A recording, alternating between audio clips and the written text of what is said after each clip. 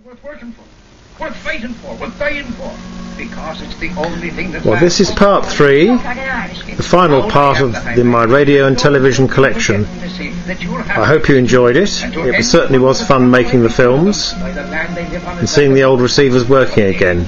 You're just a child. It'll come to you, this love of the land.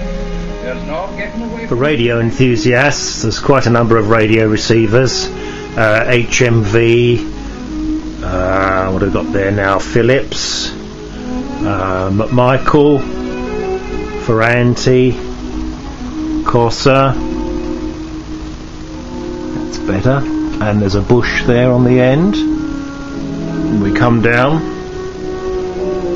Decca, Ever Ready, couple of Pi portables there from the late 30s. A late home constructed receiver, late 1920s that is.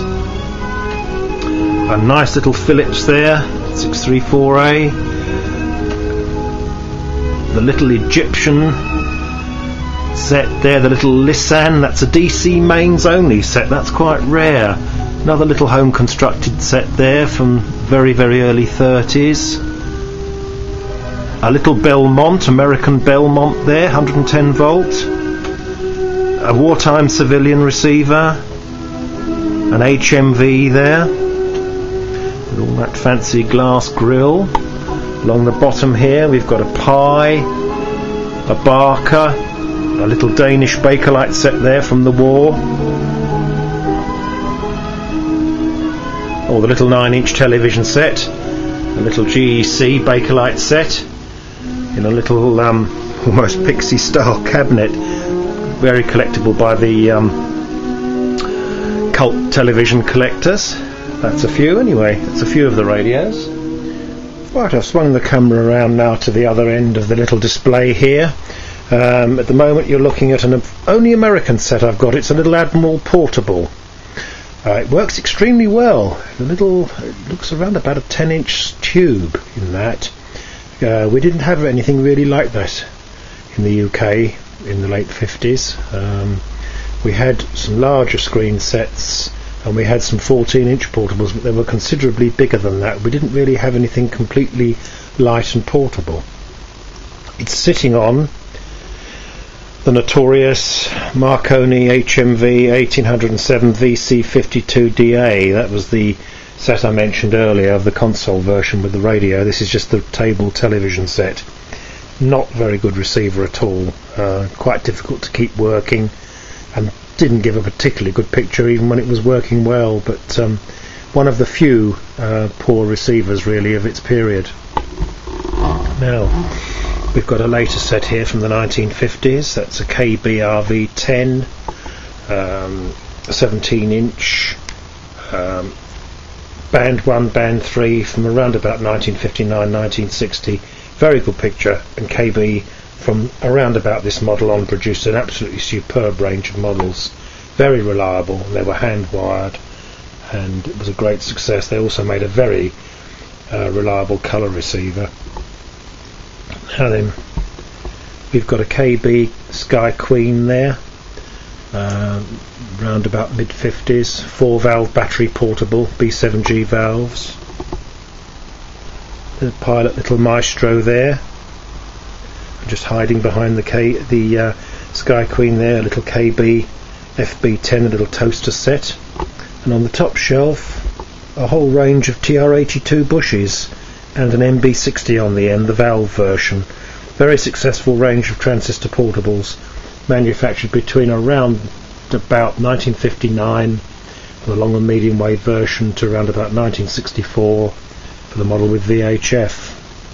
Sold in literally hundreds of thousands. Well, we've got a 516 Ferguson there. That's a 17-inch consolette with FM radio. Various radio sets. Little 12-inch Ferguson there. That's the little portable.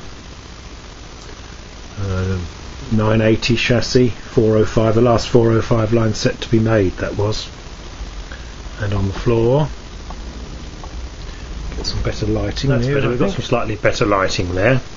Now on the floor, on the bottom right, is the little Teleton valve colour receiver, simple PAL, very reliable, smashing little picture on them, rather strange, has a metal cabinet, not really liked in the UK, but for all that quite a nice little set, and it didn't cost a lot of money either. Dates from around about 1971.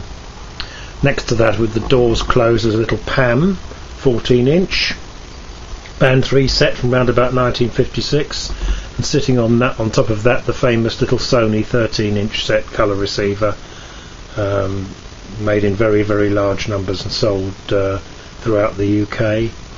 There's the little GC BT302 there.